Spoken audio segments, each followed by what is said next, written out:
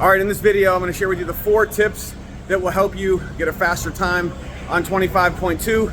I just cut down 30 seconds on my time.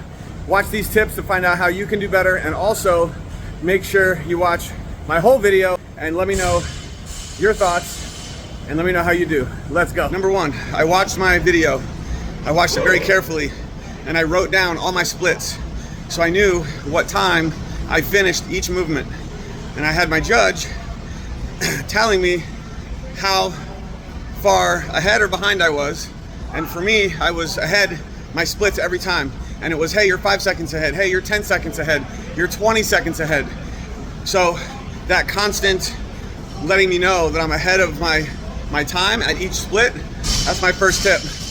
Number 2 is I actually counted how many seconds of rest I took when I did this the first time in between every transition. So literally from the thruster to the bar, how long? From my resting in between my chest to bar, how long? From finishing my chest to bar, starting my dubs, how long? And so I wrote down all those rest times, and then I wrote down on my scorecard what my target rest time was, which was less. This is probably the biggest key in overall having a better time. Was I didn't really change much of the strategy overall. My rep count was very similar, maybe 1 or 2 reps different, but the number of drops or rests in between each movement was exactly the same. So the only place I knew that I could make progress was where? Transitions. So I had my judge counting 5, 4, like knowing, okay, here instead of resting 20 seconds, which I had some where I was resting for 20 seconds, you're only gonna rest for 10 or 12 max. And here instead of resting for 10 seconds, you're gonna rest for 5. Now, on paper that sounds doable.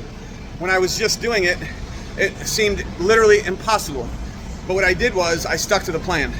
I forced myself, even though I didn't want to pick up the bar or start the dubs or jump up for my next muscle up, I forced myself to stick to the rest that I said I had to stick to. Now what that resulted in was better split times, and I ended up getting 30 seconds faster. What it also resulted in was an insane amount of pain and anguish. So that leads me to my 3rd tip, and that is in the middle of the workout, literally had to have a mental conversation because I'm in so much pain. I can't breathe. I'm redlined. Am I gonna quit in the middle of the workout, which I thought about it, or am I gonna suck it up, kill myself, and then on Monday I won't have to redo this? That was the battle. Quit and redo Monday, or sell myself and don't redo it on Monday. I chose to sell myself all out, kill myself if I have to. And guess what? I'm not redoing it on Monday. I'm done.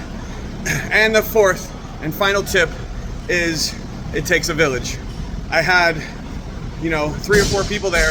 By the end, I had like 10 plus people screaming at me. And so guess what I didn't want to do? I didn't want to let my friends down. So if you have a village and you have people there who are holding you accountable, keeping you on pace, yelling at you, you are not going to want to let them down. So you have to stick to the game plan, if not for yourself, for someone else, for your coach, for your friend. All right, so here it is, 25.2, the whole workout. Check it out. Let me know your thoughts in the comments. Let me know how you do. Let me know if these tips helped you. I appreciate it. Let's go.